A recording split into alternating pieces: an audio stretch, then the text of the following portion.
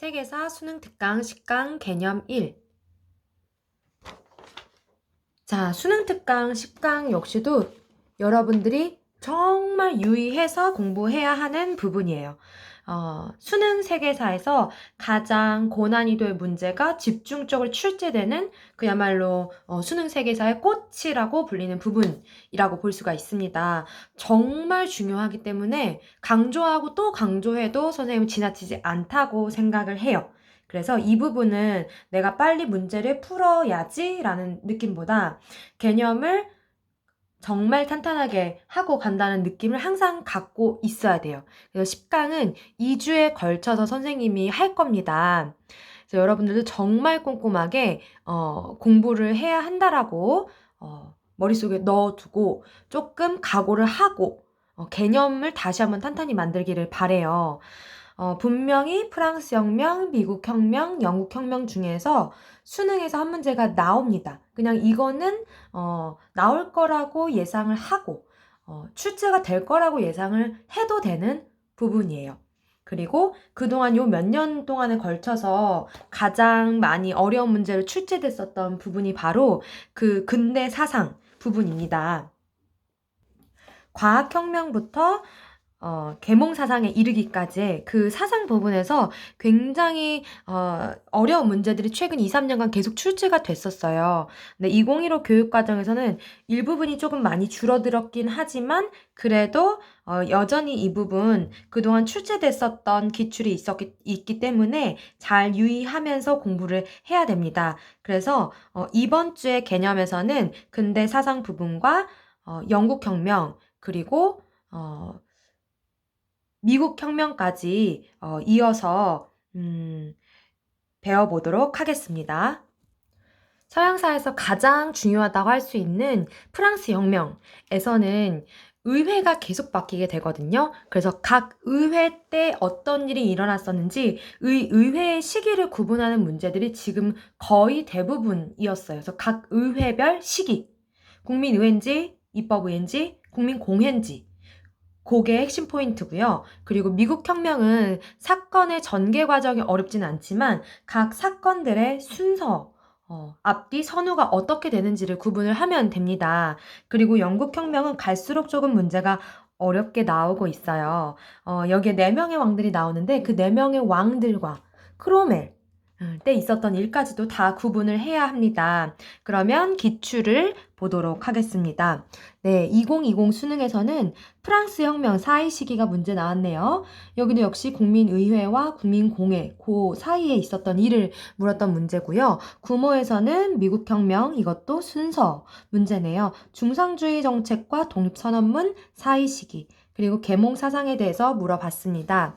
육모에서는 영국 혁명인데 찰스 1세 때 그 있었던 사실을 묻고 있습니다. 또 계몽사상도 역시 물었어요.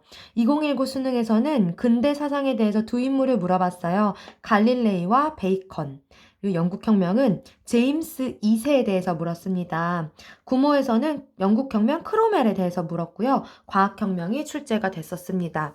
육모 프랑스 혁명 역시 이것도 의회 구분이네요. 국민의회와 입법의회. 사이 시기를 물어봤었고요. 2018 수능에서는 프랑스 혁명에서 인권선언, 그리고 과학혁명에서 갈릴레이, 구모에서는 과학혁명에서 뉴턴, 그리고 나폴레옹 시기 때의 프랑스와 영국에 대해서 조금 문제 출제 방식 자체는 어렵게 나왔습니다. 육모, 그리고 근대사상에서 데카르트, 미국혁명에서 토마스 페인의 상식이라는 책자가 나왔고요. 2017 수능에서는 나폴레옹을 물었습니다. 그리고 미국의 독립전쟁과 이후에 나오는 부분이지만 남북전쟁을 함께 출제를 했었고요. 2016 수능에서는 18세기 근대사상으로 자유방임주의가 출제가 됐었네요. 2015 수능은 과학혁명 시기 코페르니쿠스, 그리고 미국 독립과 IT 독립을 같이 묶어서 출제를 했었습니다. 정리를 해서 봤을 때 과학혁명 부분에서는 각 학자들을 다 돌아가면서 묻고 있어요. 정말 한 명 한 명씩 잘 알아놔야 하는 그런 부분이라고 할 수가 있습니다. 그러면 우리 과학혁명부터 계몽사상에 이르기까지 이제 근대 시기의 사상사에 대해서 배워볼 겁니다. 한 명 한 명의 업적도 알아두어야 되지만 각각 몇 세기에 있었고 어떻게 흐름이 이어져 나가는지를 함께 파악을 해둬야 되는 부분이에요. 그러면 전체를 한번 화면에 보도록 하겠습니다. 네, 선생님이 이렇게 전체 과학혁명부터 근대 철학 그리고 사회계약설 까지 쭉 보여주는 것들은 먼저 내용을 파악하기 전에 여러분들이 어떤 시기에 어떤 흐름으로 나왔는지를 이해하기 바라서예요. 르네상스 시대부터 어떤 인간과 그 주변에 대해서 탐구하고자 하는 과학적인 사고방식이 출현을 하게 됩니다. 그래서 그 가장 먼저 시작된 분야가 바로 과학 분야예요.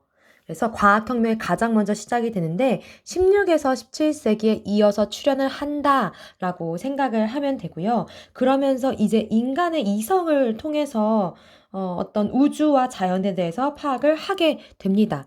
그러면서 우리가 진리를 어떻게 파악을 할 수 있을까? 진리를 어떻게 획득을 할 것인가? 그 방법론적인 면에서 고민을 하는 근대 철학이 17세기에 연이어서 나오게 됩니다. 그리고 이런 과학적인 방법론이나 어떤 진리를 추구하는 그런 사고방식을 인간 사회와 국가에 적용을 하는 게 바로 사회계약설이에요.